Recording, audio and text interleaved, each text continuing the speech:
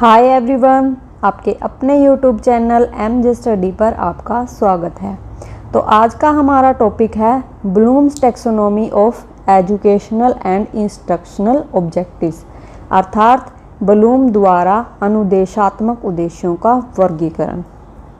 आज का हमारा टॉपिक बहुत ही इम्पोर्टेंट टॉपिक है, क्योंकि आपका जो भी टीचिंग सब्जेक्ट हो, कोई भी टीचिंग सब्जेक्ट है जो भी आपका, उसके अंदर ब्लूम टैक्सोनॉमी दी होती है। एग्ज़ाम के पॉइंट ऑफ व्यू से भी ये टॉपिक बहुत ही इम्पोर्टेंट हो जाता है, क्योंकि पेपर में इस टॉपिक के आने के पूरे चांसेस होते हैं। तो प्लीज़ इस वीडियो को अंत तक ज़रूर देखिएगा और मेरे चैनल को सब्सक्राइब कर दीजिएगा। सबसे पहले हम ये जानेंगे कि लक्ष्य क्या होते हैं, यानी लक्ष्य क्या है जो हमारी अंतिम स्थिति को प्रकट करते हैं। अंतिम स्थिति कौन सी होती है? मान लो किसी ने अपना लक्ष्य निर्धारित कर लिया कि मुझे टीचर बनना है, कोई निर्धारित करता है मुझे डॉक्टर बनना है, तो ये क्या होगी, हमारी अंतिम स्थिति हो जाती है। यानी हमें डॉक्टर, टीचर या इंजीनियर कुछ भी बनने के लिए हमें अनेक पड़ाव पार करने पड़ते हैं, यानी वो क्या होते हैं, हमारे उद्देश्य। यानी एक एक स्टेप वाइज हम उद्देश्यों को पूरा करते जाते हैं और अपने लक्ष्य तक यानी अंतिम स्थिति तक हम पहुंचते हैं। लक्ष्य क्या होते हैं? जिसे हम प्राप्त करना चाहते हैं।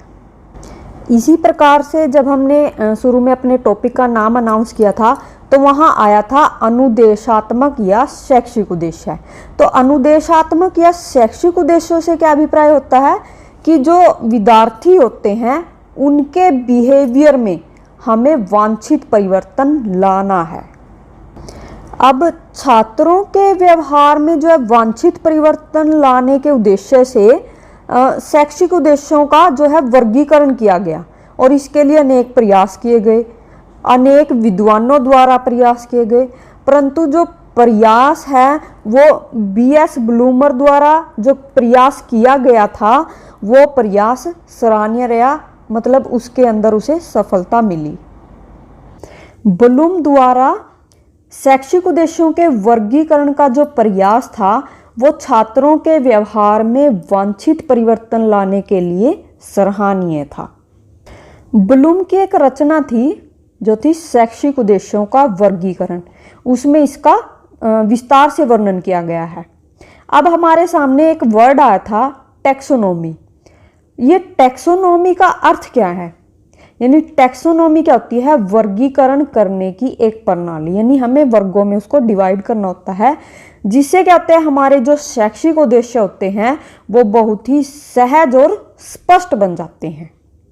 अब हम जानते हैं कि ब्लूम ने जो शैक्षिक उद्देश्यों का वर्गीकरण कितने प्रकार से किया था। जो ब्लूम थे उन्होंने अनुदेशात्मक या शैक्षिक उद्देश्यों का जो वर्गीकरण किया था वो 3 टाइप में किया था। उसमें सबसे पहले आता है हमारा ज्ञानात्मक उद्देश्य, दूसरा है हमारा भावात्मक उद्देश्य, और तीसरा है हमारा क्रियात्मक उद्देश्य। सबसे पहले हम ज्ञानात्मक पक्ष के उद्देश्यों के बारे में पढ़ेंगे। अब ब्लूम ने क्या किया कि जैसे शैक्षिक उद्देश्यों का वर्गीकरण किया था, ऐसे ही उन वर्गीकरणों का भी आगे वर्गीकरण कर दिया।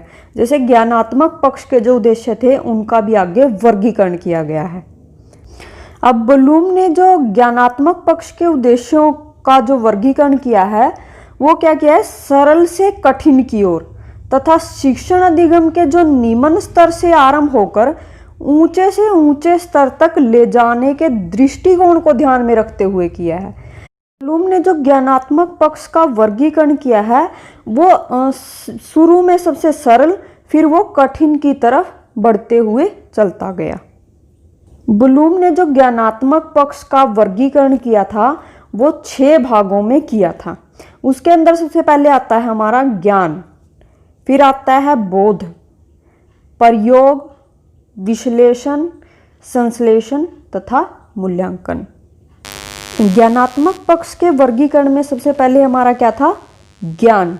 यानी ज्ञान क्या है, वो सबसे निम्न स्तर है। जैसे हमने उसमें बताया था इसमें डिटेल में कि शिक्षण अधिगम जो है निम्न स्तर से आरंभ होकर ऊंचे स्तर तक जाता है। तो ये क्या है, जो ज्ञान है हमारा सबसे सरल और सबसे निम्न स्तर का है। इस वर्ग के अंदर क्या करवाया जाता है कि विद्यार्थियों की जो पाठ्य वस्तु होती है उसके जो तथ्य या वर्ग या सिद्धांत या संरचनाएं जो होती हैं उनको रिकॉल करवाने का प्रयास किया जाता है, यानी उनका ज्ञान करवाने का प्रयास किया जाता है। उसके बाद ज्ञानात्मक पक्ष का जो वर्गीकरण है उसमें सेकंड आता है बोध। अब ज्ञान वर्ग के अंदर हमने जिन तथ्यों, पदों, वर्गों या सिद्धांतों को हमने ज्ञान प्राप्त किया था, तो उसका ज्ञान प्राप्त करने के बाद विद्यार्थी क्या करता है, उसे अपने शब्दों में अनुवाद करके व्यक्त करता है। अब कोई भी विद्यार्थी है वो किसी चीज को अपने शब्दों में तभी व्यक्त कर सकता है जब उसे किसी चीज का ज्ञान होगा।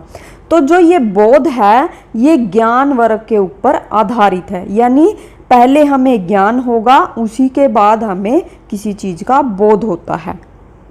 उसके बाद आता है हमारा प्रयोग। अब किसी भी जो सिद्धांत का प्रयोग या फिर कोई भी समस्या का समाधान करने के लिए हमें सबसे पहले क्या करना होता है कि उस वस्तु का या तो हमें ज्ञान व बोध हो, तभी तो हम उस चीज का प्रयोग कर पाएंगे। अब जो प्रयोग होता है वो किसी भी व्यक्ति की व्यक्तिगत परिस्थितियों में या फिर उसके व्यवहारिक जीवन में ही उसका प्रयोग होता है। तो इसके लिए हमें क्या करना, मतलब हमें सबसे पहले ज्ञान व बोध होना भी ज़रूरी है, तभी हम उस चीज़ को अपने जीवन में प्रयोग कर सकते हैं। उसके बाद आता है विश्लेषण। अब इस वर्ग में क्या होता है कि जो हमारे तथ्य, नियम या सिद्धांतों का जब हम विश्लेषण करते हैं या जो हमारे तत्वों को हम अलग अलग करके उनका संबंध स्थापित करने की कोशिश करते हैं, तो वो क्या होता है विश्लेषण। अब मैं इसको आप एक उदाहरण के माध्यम से समझाती हूँ। अब जैसे मैं ले लेती हूँ एक संतरा ले लेते हैं, जैसे संतरा एक वस्तु है, तो हम क्या करेंगे इसके तत्वों को अलग अलग करके, जैसे रंग, रूप, गुण, आकार के आधार पर हम इसको अलग अलग कर देंगे और फिर इनका संबंध स्थापित करने की हम कोशिश करेंगे। वो क्या होता है हमारा विश्लेषण। जैसे संतरे का रंग कैसा होता है, संतरी रंग का, फिर ये इसका स्वाद जो है खट्टा मीठा होता है, इसका आकार जो है गोला आकार का होता है। तो ये क्या हो गया, ये हमारा विश्लेषण हो गया। और हमने इन सारे जो गुण, रंग, रूप, आकार थे इनको हमने जोड़ दिया, तो ये क्या बन गया, इसका एक नाम रख दिया संतरा।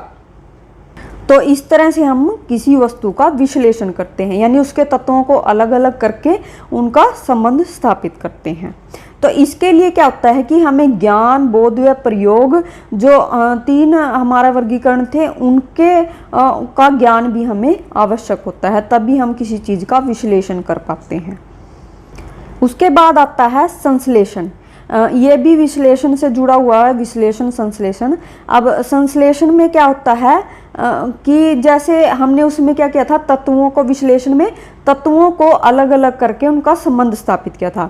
इसमें क्या करते हैं हम, जो तत्वों के अलग अलग टाइप होते हैं, मतलब अलग अलग जब हम करते हैं तो उसको हम जोड़ते हैं, यानी संश्लेषण का मतलब क्या हो गया, बंधन मिलान करना, यानी उन सबको जोड़ के हम एक नियम या नया रूप उसका निर्धारित कर देते हैं।